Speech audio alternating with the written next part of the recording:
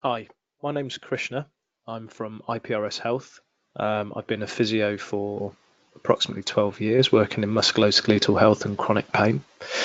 So welcome to the Committing to Change module by IPRS Health. So let's run through the contents of what you're about to sort of see and hear. So we're going to look at what is change. So essentially, we're going to look at the cycle of change.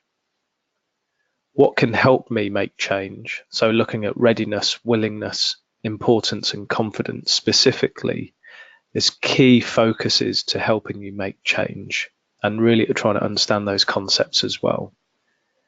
Then we're going to look at how do I sustain change and make it relevant to me? So how do I maintain change? And how do I get to a point where you can terminate the change that you are kind of embarking on to a point of success and then move on to another type of change or lifestyle change. And then we'll look at some key messages really to try and summarize for you as well. So committing to change.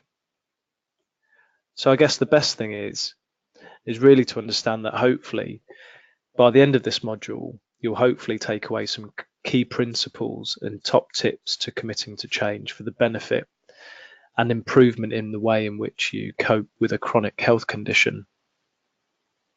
This really is going to take into account the evidence around behavior change. We're going to look at a model and how do we sustain change, and hopefully this will provide you some practical ways that you can put this in practice and make it relevant to you as well.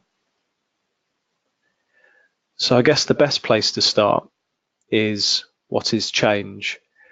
So the model that you can see is a cycle model of change.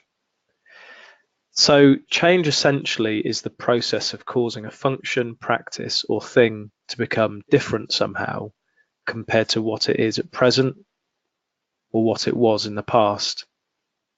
I guess at one time or another, most of us have embarked on an effort to change some part of ourselves or our lives. I guess whether this is stopping smoking, starting to save up, losing a few pounds, or getting a new job, as a rule, these sorts of changes don't really occur overnight, and we know that change essentially is a multi-stage process, and things have to evolve either by the way that we think, act, behave, start to do things. So this model of change was conceived in the early 1980s by a psychologist called James Prochaska. He came up with this readiness to change model, and it's encouraged a lot of people to kind of rethink about the most effective way and appropriate ways to support themselves in accomplishing their goals. I guess one interesting thing is that we reflect on almost the Nike advert, just do it, which is all well and good, I guess, in some senses. But just doing it is obviously a good way for some people, but in other ways, not so good, because sometimes we don't really think about what we're about to do. And then if we get to a point where we have a bit of a relapse or we fall back, we can't quite understand why that is the case, even though we just went ahead and tried something. So Prochaska points out that change evolves from a subtle, complex, and sometimes almost going full circle sort of stage, I guess, or journey. I guess it really involves thinking, hesitating, stepping forward, sometimes I guess stepping back, and quite possibly we have to kind of start all over again. And I bet a few of us have experienced that, where we try to do something and change, and actually we've stumbled back into old habits and we can't quite figure out why. And it sometimes takes a lot of reflection and figuring out to why did I kind of go back to what I was doing before, because I was doing so well trying this new activity or new routine out. So that's something that we're going to visit today. So I think we should probably start with identifying each stage of change so that you can relate to it and understand kind of maybe where you sit at this point in time on this sort of cycle of change. So let's start with pre-contemplation. So essentially, people in pre-contemplation wish to change, but for the immediate future, essentially have really no plans to do it. But I guess we've got to ask ourselves, why is that the case?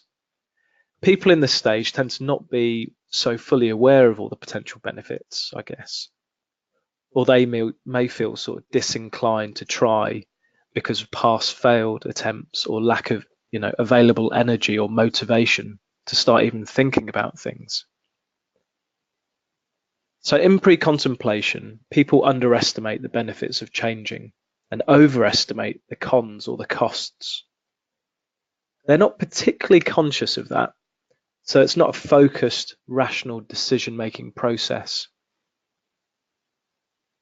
I guess weighing the pros and cons of a behavior is important because this component really starts the beginning of why we're going to embark on this change, and we're going to move through certain stages. So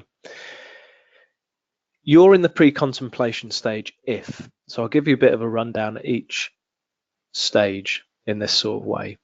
So you're in pre-contemplation if you've heard plenty of times from your doctor or spouse or your friends, or maybe your own conscious sitting thinking about things, that you should make a change, but you're not really seriously considering doing anything about it anytime soon. It might kind of feel like a little bit too much work, or just plain it's not for you. And when somebody tries talking to you about it, whether it's reducing drinking, improving your lifestyle, like healthy lifestyle, losing weight, doing exercises, starting to try and manage your condition in a certain way that works for you, you tend to kind of tune out, shut down, or sort of change the subject.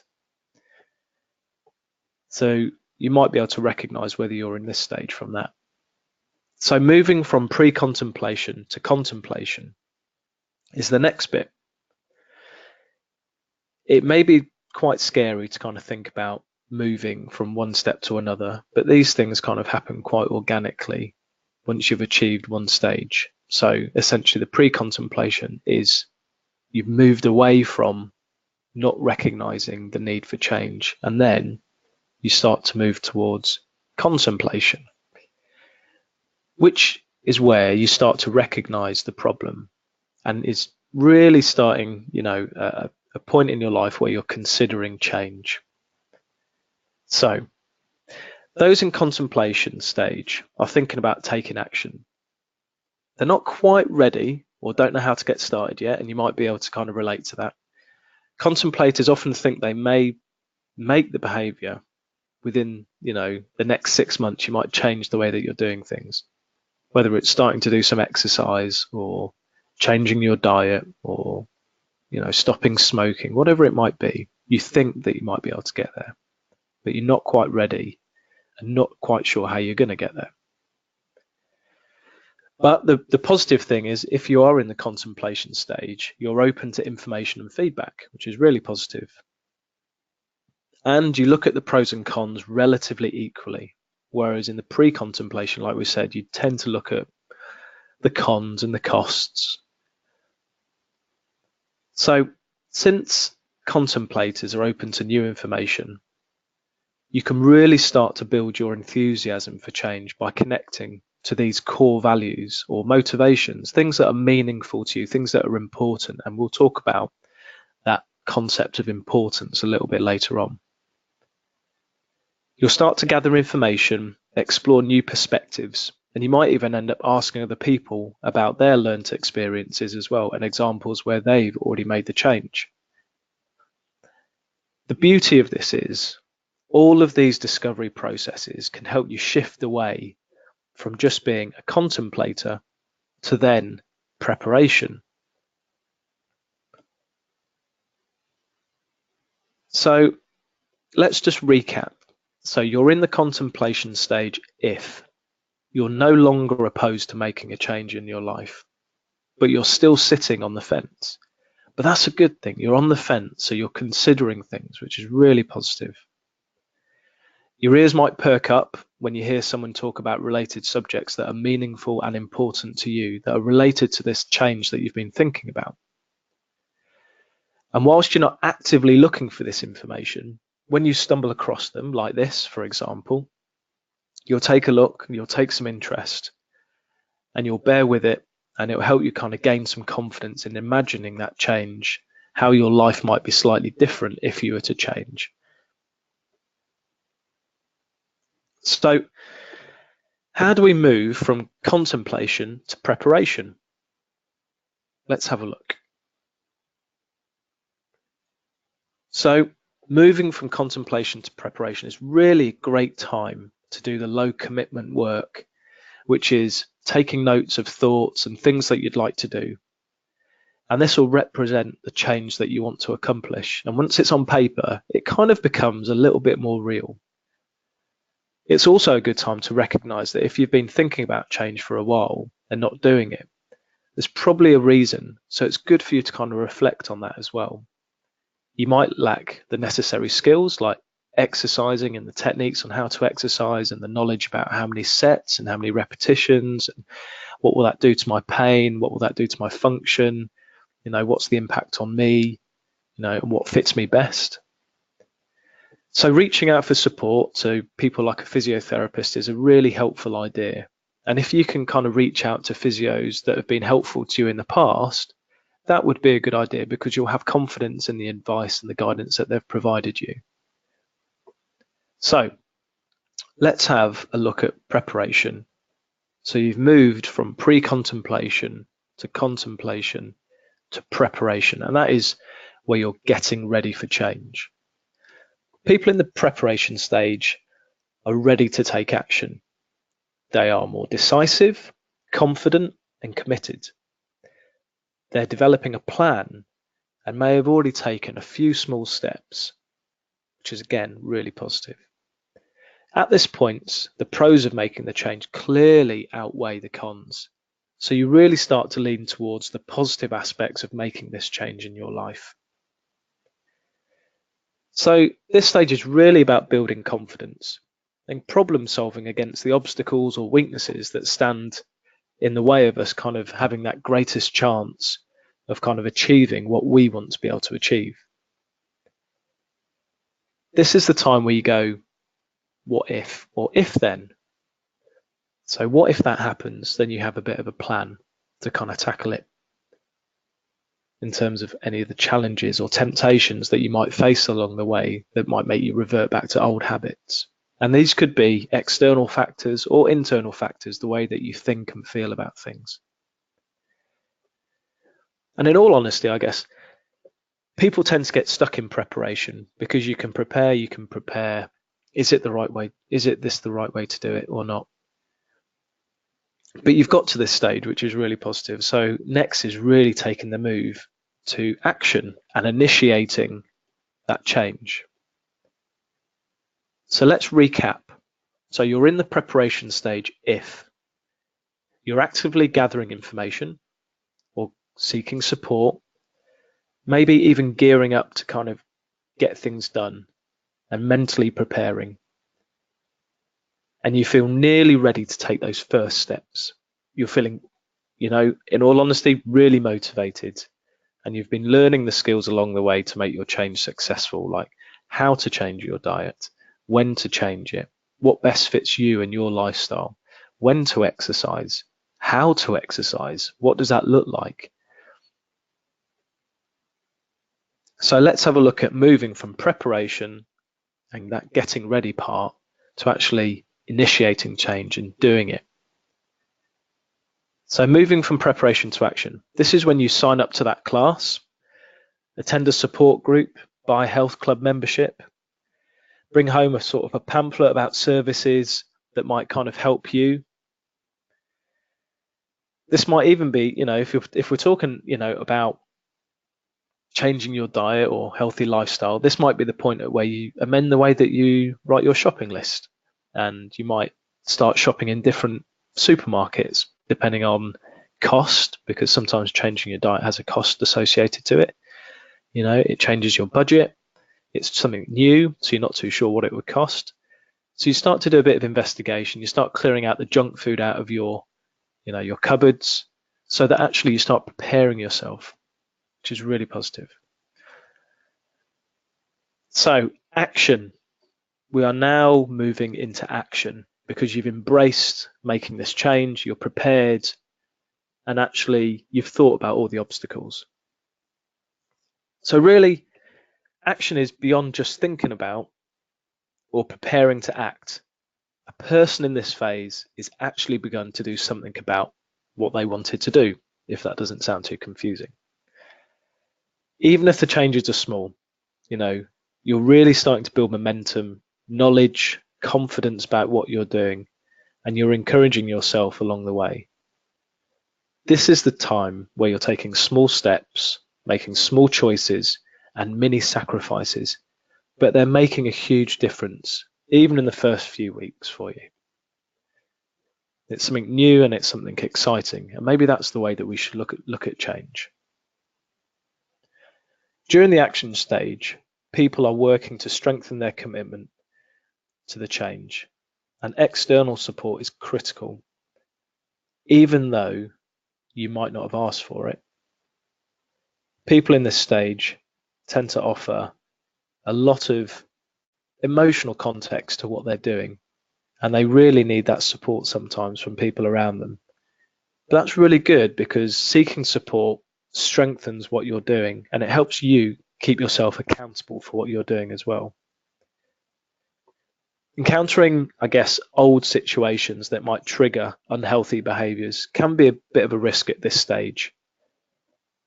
And what you're doing is consciously substituting your old habits for new habits. You might even post reminders on your fridge, on your smartphone, and give yourself notes to kind of what you need to do that day to continue making this action, bringing this change forward and making it real life, really, making it reality. So we know that action is an ongoing process. You don't have to be flawless in what you're doing. So give yourself a bit of breathing space, if you're not getting things 100% right every time. It is about that journey and making a change gradually. But if you make corrections to what you're doing or amend your nutritional plan that day because it doesn't quite fit with what you're doing that day, that's a really positive thing because it shows that you're adaptable, you're resilient, and you can be flexible to kind of changing in line with kind of your environment or, things that just crop up day to day, because that does happen. So to recap, you're in the action stage if you're implementing your action plan.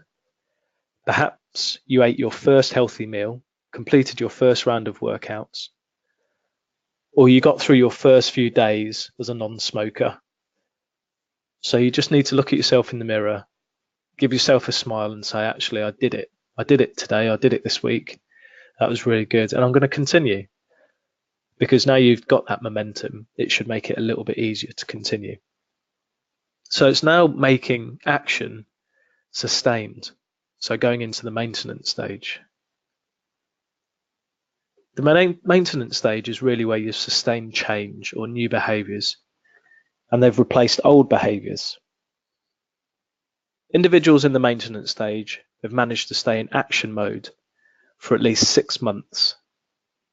That means you've successfully avoided or overcome obstacles that could have essentially contributed towards you slipping back.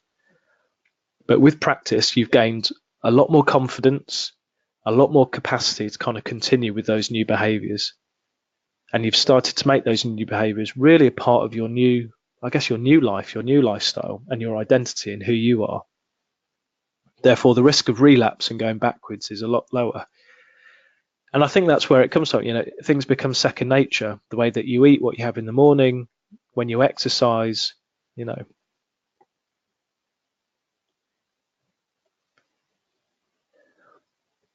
But we do know that, there are several things essentially that can trigger people in the maintenance stage to relapse. Stress, crisis, apathy, boredom, a loss of sort of, emotional support, getting frustrated because things start to plateau a little bit. But this is where you need to kind of keep things interesting. Recognize the times where things are just not moving forwards. You've been doing the exercises for so many months, but actually you're kind of losing a bit of interest because they're the same routine over and over again. The meal plan that you might have designed looks the same potentially. So what we need to look at is what constitutes a lapse in maintenance. And this really depends on kind of what happens at that point in time. It may be that you have a drink and you've stopped drinking for a little while. It might be that you start to snack on unhealthy food because when you feel a bit lethargic or fatigued, you crave kind of more sugary foods. So whenever you fall out of action, there is a question about whether you'll be back on track tomorrow or the day after, which means you're probably stepping out of that maintenance phase back into action, which isn't a bad thing. It's just good for you to recognize that, because you just need to go back to initiating that change again. You get up in the morning and you start afresh and go, right, I'm going to get back on with what I'd intended to do. And hopefully nothing comes up that kind of causes me to relapse or go back a step. So let's recap on this. You're in the maintenance stage if you've been there for at least 6 months, you've been really diligent and consistent in performing the actions you committed to as part of that sort of desired behavior change.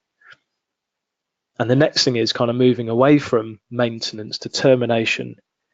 And this is where you've treated obstacles and unanticipated challenges as opportunities to kind of really strengthen the way that you think and feel and the way that you do things day to day. So the next thing is termination. So this is the opportunity where you expand your skills, you stay on track for at least 6 months to 2 years. And what you've been able to do is rally yourself and negotiate stresses and setbacks that you might have had along the way. And you've been successful to get yourself or maintain where you are with that behavior change. If relapse does occur, it can be because you've fallen out of, your new habits and fallen back into old habits. And then you might have to kind of look at, say, the cycle of change and where you are on that. Are you back at, I don't really recognize the need for this anymore? Or are you, I still recognize the problem and I'm going to consider making that change again? Or are you at, I'm getting ready for that change because I know what I'm doing? Well, you could be even back at the action stage in terms of tomorrow, I know what I'm going to do. I know where I kind of went wrong. Maybe some stress came up or things have happened in your life that have, contributed towards you not being able to kind of focus on your change, whether that's, again, nutrition or exercise, maintaining your function, looking at your lifestyle. And that all essentially comes from us learning from that relapse, looking at those challenges and those weaknesses that might come up and kind of look at them to kind of strengthen the way that you look at life and the way that you can make that change as well. So the next thing to look at is what can help me make that change. So we talked about a few areas in the contents earlier. We talked about readiness, willingness, importance, and confidence. So let's have a look at readiness first. How will that help me make a change? So being ready is a state of being prepared, and it's really a state of undertaking a new pattern of behaviors. And you really give yourself within that time a specific point at which you want to achieve those goals. So again, readiness is being prepared and being prepared to undertake a new pattern of behavior. So you need to ask yourself, how ready are you to make this change? So if you have a ruler to hand or just on a bit of paper, you can draw a line, and along that line you can mark 10 points along it evenly. So number the point 0 to 10 and then say to yourself, how ready are you to make this change? If you score yourself 0 to 3, it kind of feels like you're not ready, and it might indicate that you're at that sort of pre-contemplation. So the thoughts are there, but you're not really engaging with them, and you don't really recognize the need for change. If you score yourself 4 to 7, you're a little bit unsure about the change. You're starting to recognize the need for change. So you might have moved from pre-contemplation to contemplation, which is a positive step, but you need a little bit more encouragement. So again, we talked about getting that feedback, the fact finding, looking at services around you that can support you. And if you scored yourself 8, 9 or 10, you're ready to make that change. And actually, you probably are in that contemplation phase, but moving towards preparation because you're ready to make that change. Okay, so that's a really good way of testing or understanding how ready you are. And you can do that with any facet of your life. Mark yourself on a scale of 0 to 10, how ready are you? The next thing I want to look at is willingness. So the simple question is, so how is willingness going to help me make a change? So let's understand willingness a little bit more. Willingness really is a desire to embrace an alternative way of doing or being. Willingness to change is a measure of your thoughts and your emotional buy-in to that change specifically. So the way in which you think about that change and the way in which you feel about that change, that is what willingness is. It's a measure of that. So ask yourself 3 simple questions, and it will provide you with some insight of your willingness. So the first question is, have I tried anything previously to make progress towards my goals?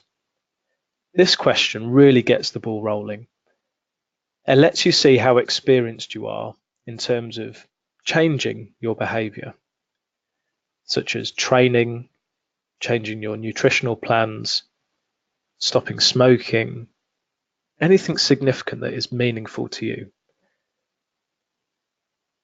And it will also give you an idea of kind of your level of interest in those 2 areas. So the next question is, what specifically has stopped you in the past from reaching your goals? This one probably comes from left field a little bit and throws you a bit of a curveball, but it's a good way to look at asking yourself a very basic question, because you're really screening yourself to see, what's my attitude towards change? And am I willing to do it? Is it worth it? Sometimes you ask yourself, what's the difference going to be in the next 5, 10, 15, 20 years? Because we all kind of want to know, so what's the impact of this change going to be? And I guess it's difficult because we don't always know what's around the corner or what's going to happen if we make a change. But that's why you have to kind of gather all that information and weigh up the pros and cons to kind of give you a sense of, I think I've got a better idea of why this change is good for me. So again, looking at that question specifically, what has stopped you in the past from reaching your goals?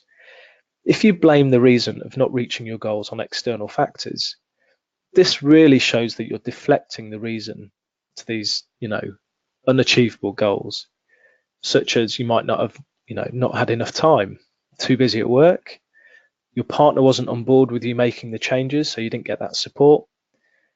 You've had to kind of maintain what you're doing day to day because of other people. So if you've got children or grandchildren or nieces, nephews, whoever it might be, and actually you might have stuff in the house in terms of junk food or sweets and biscuits because when they come round, that's what they want. Or equally, your partner might have that. They might want sugary foods in the house, and it kind of makes it more difficult for you to make that change. But this is all external factors. This is you deflecting the accountability and responsibility of making that change to other people and other things apart from yourself.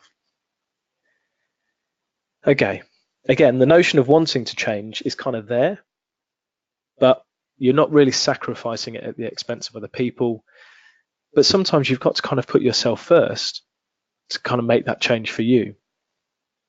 So consider that. If it's meaningful to you, are you willing to kind of put yourself first?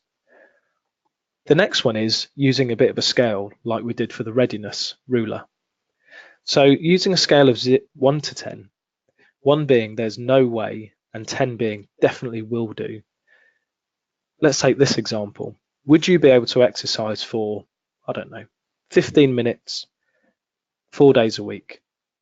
If you score yourself 10, definitely will do, it means you're willing to do it, that your willingness is high, and that will help you to kind of gauge, whether this change, excuse me, will be successful.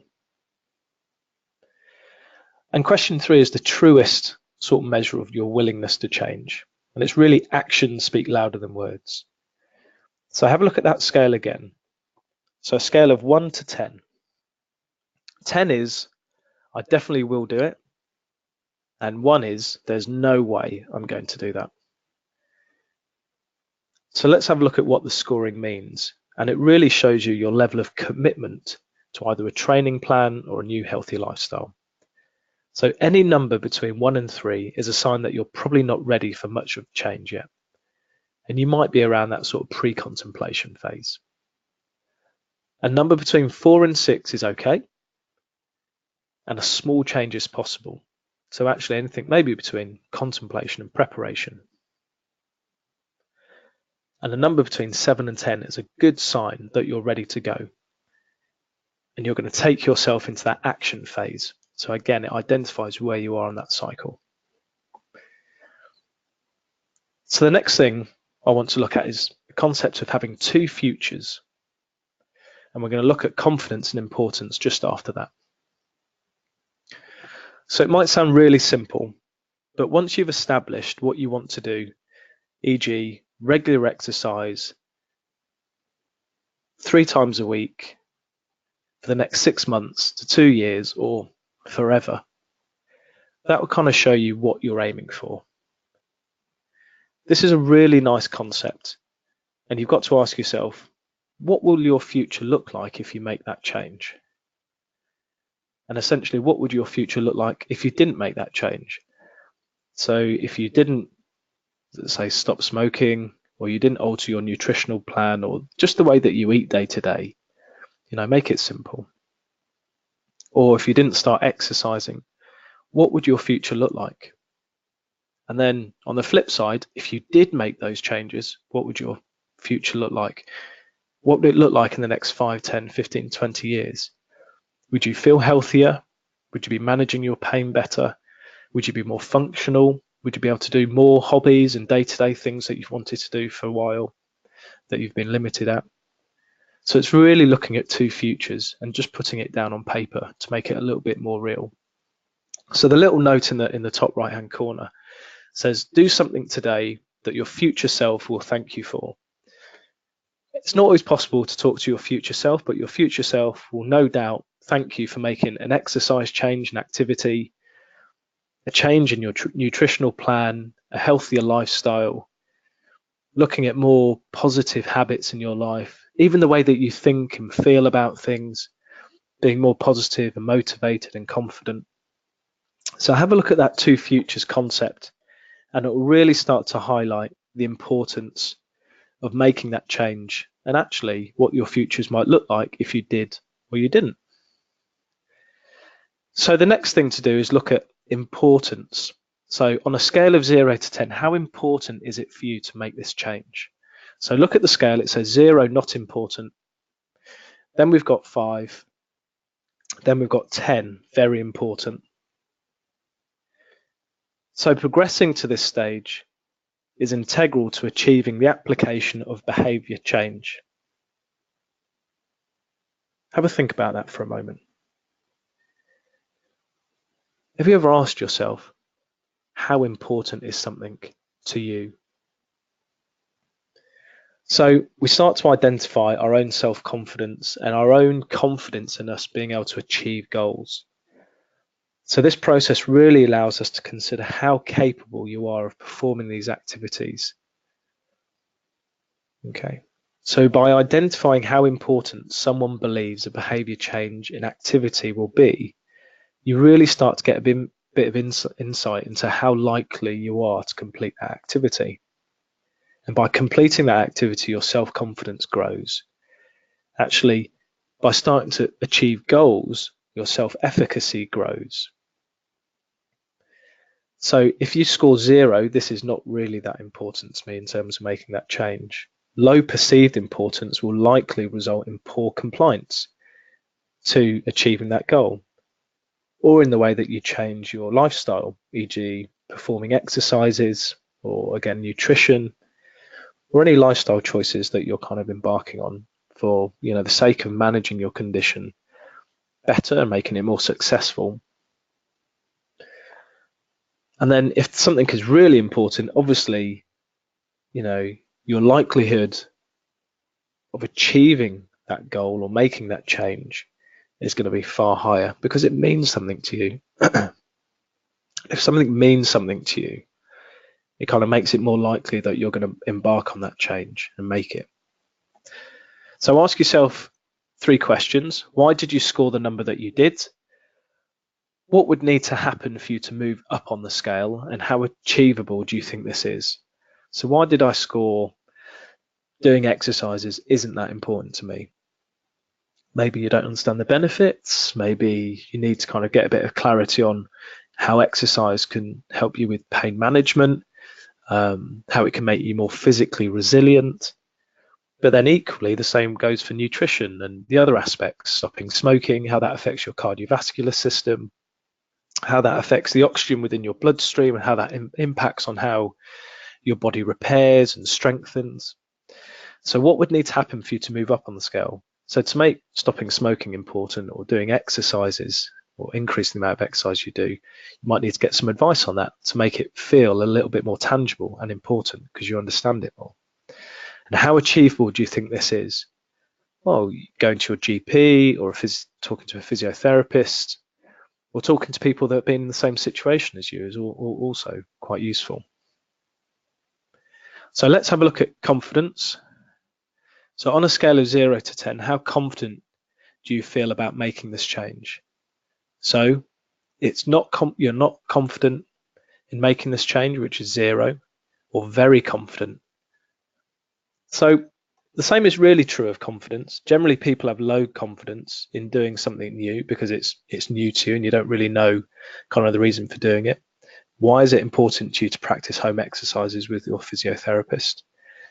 Changing beliefs about importance and confidence really allows you to start questioning old behaviors that were sort of even greater in terms of importance to you earlier on in your life. And making that new change is really important. So why did you score the number that you did? So 0, not confident, and 10, very confident. What would need to happen for you to move up on the scale, and how achievable do you think that is?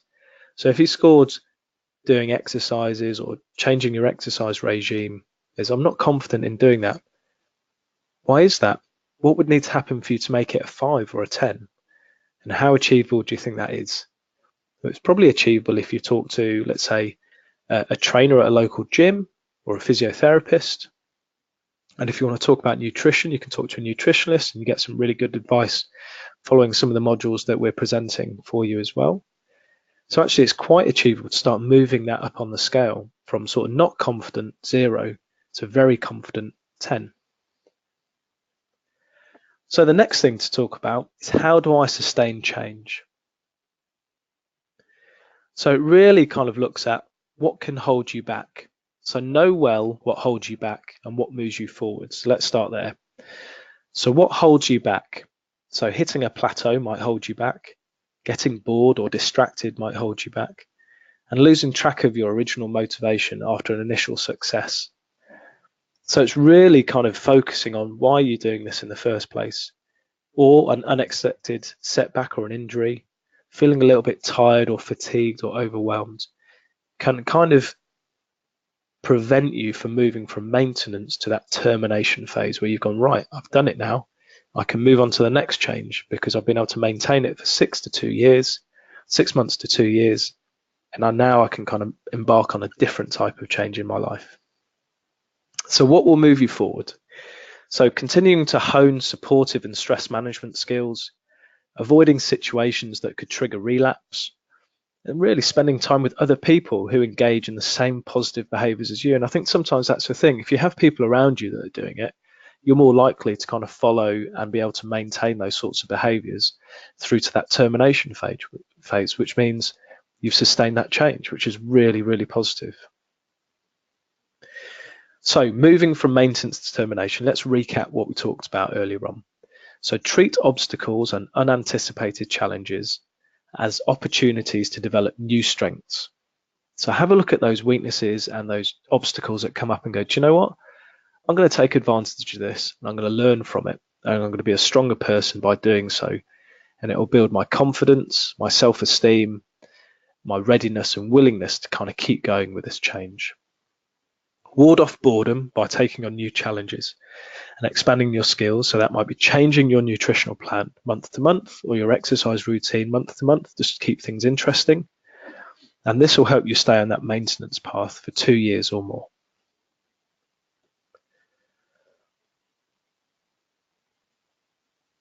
So the next thing to look at is some key messages. You've got lots of different choices available to make a positive change to managing a chronic or long-term condition in respect of kind of chronic pain. It really starts to kind of put in perspective what you can do to kind of manage that situation for you personally.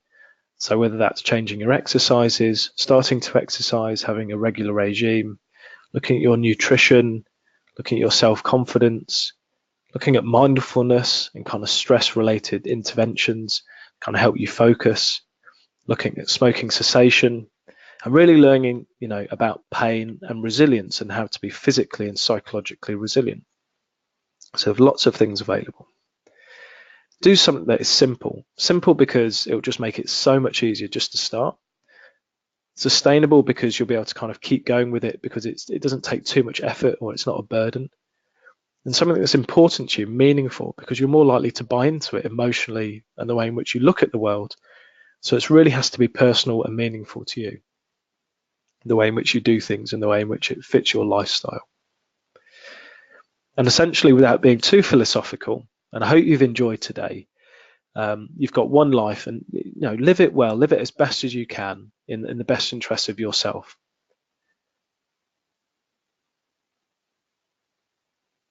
Thank you.